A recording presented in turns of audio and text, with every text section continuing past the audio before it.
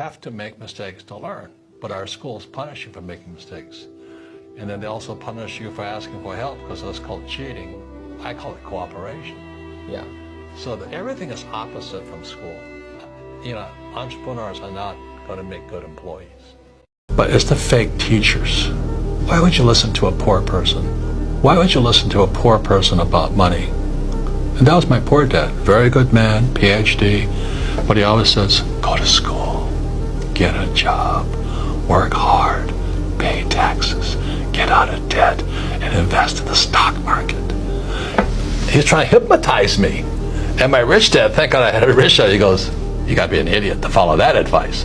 If I was teaching a bunch of high school kids, I said, when you leave school here today, the big question in your mind is, what kind of income do I want for the rest of my life? Well, I wanted passive.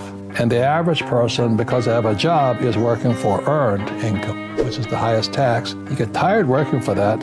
So all I wanted was passive income. So what I have today is I have about 7,000 rental properties. I have hotels, golf courses, oil, and all this. But again, it goes back to these three types of income: earned, portfolio, and passive. So if I was talking to a bunch of high school kids, or even elementary school kids, it's not that hard. But I'm glad you asked the question, because I think a lot of the young people can think now, say, well, why am I in school? I don't know. You know, if you just want to work hard and pay taxes on earned income and flip real estate or flip houses, then you're working for portfolio. Now, I borrowed $316 million, tax-free. All that money's tax-free because it's debt. But to prove I could pay them back $316 million, I had to show my financials. They don't want to see my college degree. So I showed them, I said, okay. But you're not using that money to go out and buy a fancy car. No, I don't have to. Look, please hear on this. Okay, so I borrow, let's say I borrow $1 million. I buy a property, it goes up to $10 million. I got $9 million equity sitting there. If I need a new car, I just borrow it out. I buy a new car with tax-free money called debt.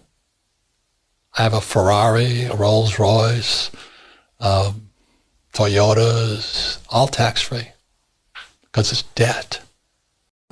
And there one more asked me, said, what's the best investment? Because real estate's coming down, stocks are coming down. And I held this, I just happened to, I held it up.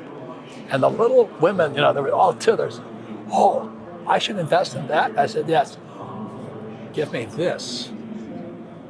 So they looked at me and said, give you $3 for that? I said, yes. And their brains went, why would I give you $3 for that? I said, okay, give me $2. And their brains are going, why would we give you $2 for that? This is pre-64 silver. You know, Lynette Zhang, she's also from Arizona, she's numismatic. So I was holding this up here like this. And they went, they're all in tither. You know, they forgot to serve my coleslaw. And they said, why should we give you $2 for this? I said, because it's worth this. What is lesson number one in Rich Dad, Poor Dad? Rich people don't work for money. And so when your school system says you get a job, what are you doing? You work for money. Exactly. What's wrong with working for money? You pay taxes. Then they tell you to save money. Why would you save money when they're printing money? Do you know why they tell you to save money? I don't know. Because the system of banking has nothing to do with communism or capitalism. It's the banks run the world. The rich run the world. The reason I make more money is because it's not what I'm doing what I love. I do sometimes what I hate so I can have the assets that I love. I love having a business. You know, if I didn't have a business, you wouldn't be here. Darren wouldn't be here. I wouldn't have a CEO and president. I wouldn't have accountants. I wouldn't have attorneys. So the business affords me the lifestyle I want.